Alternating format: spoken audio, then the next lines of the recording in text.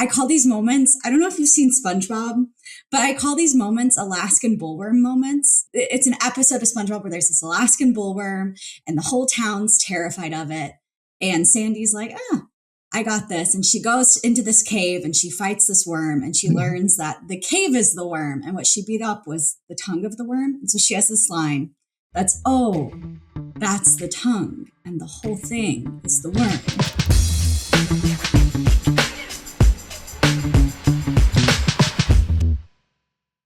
Hello and welcome to Confessions of a Mad Marketer. This is the show where we stop pretending that we've got it all figured out in marketing and we actually talk about what goes wrong. Because really the truth is what we learn does not come from when we've nailed it right perfectly and all the best practices. It really comes from the stuff that didn't work out and what we learned from it. I'm Ben Ladani. Today I'm joined by Alexandra DeToro, the Associate Director of Social Media at BNP Media. Alexandra, thank you so much for being here. And more importantly, thanks in advance for being willing to confess. Yeah, thanks for having me. Happy to be here. I'm excited. Awesome. Cool. Well, let's get right into it. Let's get into your confession. So what is a marketing call that you made, like some decision that you made that you were like super confident at the time? You were sure it was going to work out, but it didn't play out the way that you expected. Tell us about it. Yeah. So working social media for a B2B company, generally across the board, what we found was that LinkedIn was kind of the bread and butter. It was the platform we were getting a lot of engagement on. So all of our social media for all of our brands, we were really tailoring specifically for content on LinkedIn. Not just one of our brands, it varies. Each brand's so different, but I learned this from one of our brands and looking at their audience, looking at their data, LinkedIn just wasn't pulling in the engagement, the site traffic I'd want. Looking at their audiences more, what I realized was their audience was very segmented across Facebook and LinkedIn. They had an audience of like the contractors doing the boots on the ground work that were really present on Facebook. And then like the corporate 9-to-5 office people were in LinkedIn and engaging with LinkedIn content more. Both really important audience segments, both really important people we're creating content for, but kind of missing the mark for both of those areas on delivery, the content we were producing, the way we were interacting with the audiences there. It was I call these moments, I don't know if you've seen SpongeBob, but I call these moments Alaskan bullworm moments. It's an episode of SpongeBob where there's this Alaskan bullworm and the whole town's terrified of it. And Sandy's like, I got this. And she goes into this cave and she fights this worm and she learns that the cave is the worm. And what she beat up was the tongue of the worm. And so she has this line that's, oh, that's the tongue. And the whole thing is the worm. It's my mom's favorite SpongeBob episode. Oh, that's good. I so like now that. We have Alaskan bullworm moment coined. And that was my Alaskan bullworm moment. I'm like, oh my gosh, we cannot do social media the same way for all of our brands. We cannot do social media the same way for all of our platforms. There's so much lost potential in like creating a copy for everything and doing everything the same way for every audience, for every industry, for anything like that. So big learning lesson. Yeah, that's great. Awesome. And I do love SpongeBob. My kids used to watch it all the time. I don't remember that episode, but that's a great one. So in this situation, when exactly did you know that you had made a mistake and your assumption was wrong? Yeah, I think I realized I had made the mistake after spending probably too much time just being frustrated that what I thought would work wouldn't work. And I think I really missed the learning opportunity and, oh, this isn't working. How could I adjust? It was more of a panic of like, oh my gosh, this isn't working. I want this to work. I want this to do well. I don't want to have to go back to the team and share bad news. So I think I realized I messed up looking at the audience and realizing, okay, this isn't a failure. It's a pivot. I'm not going with bad news. I'm going with information. So it also gave me a kind of mindset shift of like something performing under what you expected, you can learn from. I actually have heard someone, he's a marketer and author. His name is Marcus Collins, so I cannot take credit for this thought process. He did marketing for McDonald's, and the McDonald's team was so wrapped up in all of the people they might have been losing from the brand instead of focusing on their dedicated fan base. And that was sort of, I think, this all happened around the same time, hearing him speak, hearing his audience. And I feel like it really, again, the Alaskan bullworm moment, right? Of like, oh, I'm so focused on trying to force LinkedIn to work when I just need to focus on who we're clicking through, where what's getting engagement, what's getting site traffic, and how can I learn from what people are doing on the platforms already, what it's already being engaged with. Great. Awesome. So, okay. So my guess is that ever since that time, ever since that campaign, now you've changed behavior and there's something that you do ongoing to make sure that you're not making that same mistake. It could be in the planning or it could be in the data that you read or anything, but I want to know what it is. I'm sure the people listening want to know what it is so that they could start to do that and not make the mistake. Yeah, I think I approach each platform and each of our different brands, each of our different industry experts with a really unique mindset. There's plenty of things that still apply across the board, but a food and beverage professional is going to be really different from a security professional. And so how we're engaging with them on social media is going to be different. I call this, I call a lot of things Tetris. Like I play packing Tetris or like trunk Tetris when I'm packing a car or my suitcase. And I'll play audience Tetris when I'm formulating an audience for a LinkedIn campaign. And now I'm almost playing strategy Tetris, where a couple of things I do. First, I really like looking, just kind of going off of Marcus Collins, that sort of epiphany I had with his thing. I like to look at our data on what is getting site traffic from social media of our content and where is that coming from? Because if we're getting majority site traffic from Facebook, that's great, but what's the content about? Is it very community forward? Is it breaking news? Is it pieces of content that ask questions and encourage discussion? Is it different topics that would apply to different segments of our audience? Are there certain, is this for contractors? Is this for business owners? Where is that coming from? And it also helps you see new opportunities as well. Maybe you go in and you're like, oh my gosh, we don't have an Instagram account. None of our social media has been getting the engagement I want.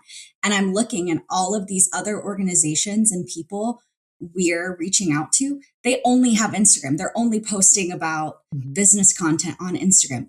Well, that tells me you need an Instagram account. So I think really my biggest takeaway was doing that Tetris, finding the audience, and then from there, understanding the content and making sure it's a community and a conversation, not just like posting a post, asking a question, and then like walking away and leaving the room while someone's answering, being there, responding with them and really forming community from that. Love it. Yeah.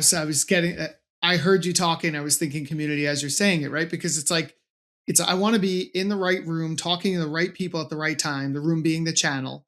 And the message has to be right. And I have to be making sure that what they care about is what I'm talking about. And all of those things really are about engaging that community. And so one of the things I've been preaching for a while now is this concept of vertical demand generation, right? Like where you're, as a marketer, trying to create demand with your audience. It used to be lead generation. Before that is a lot of awareness, which people obviously still do a lot of awareness stuff.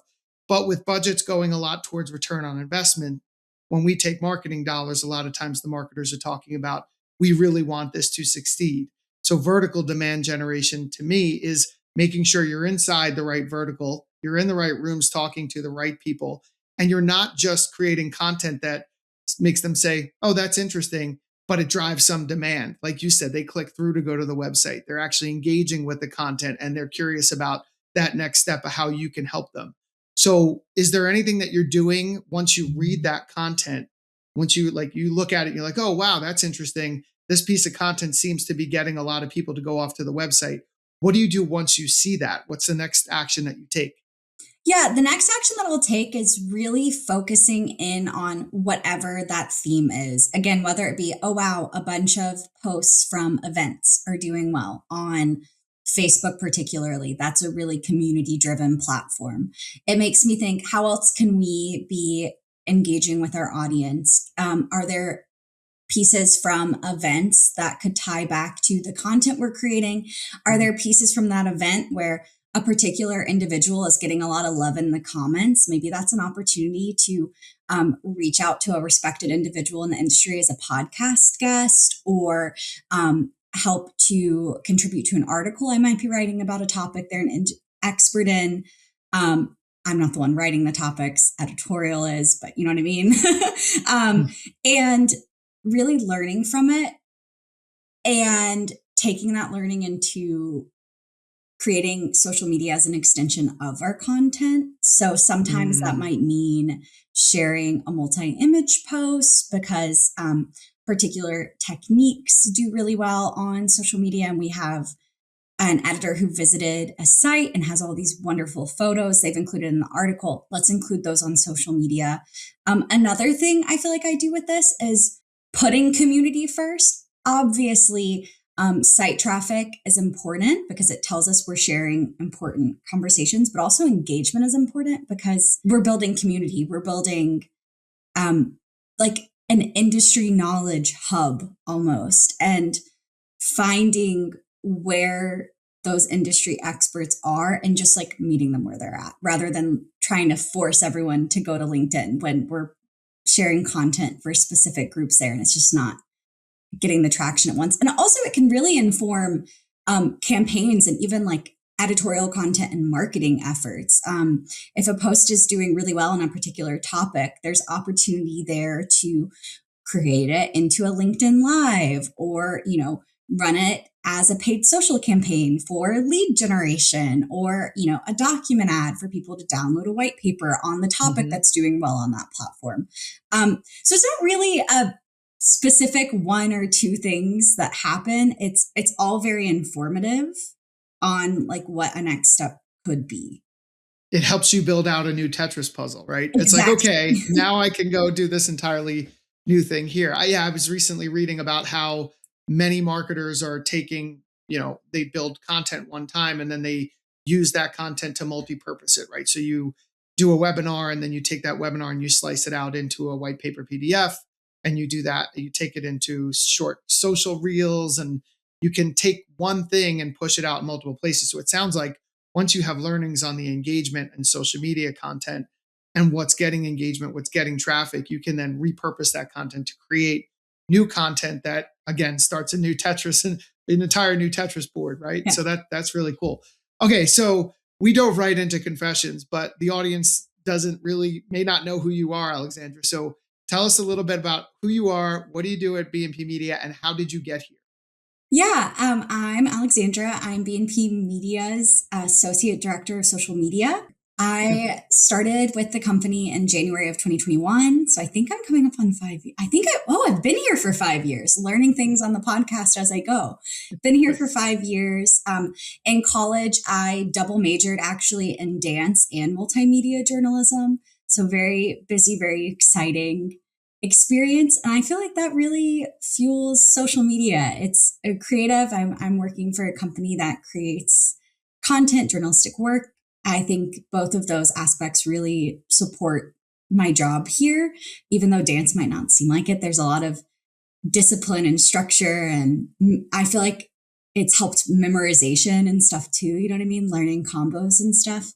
And yeah, I help with our paid social campaigns. I also help with sponsored social efforts. That's something we offer, right? So if advertisers are wanting to dive into those audiences or use some retargeting to extend their reach, build some engagement and brand trust, that's something I help with. I help our editors with social media best practices where they could capitalize on their content, what sort of content they could be sharing, helping them stay up to date on social media trends, new platforms, all that.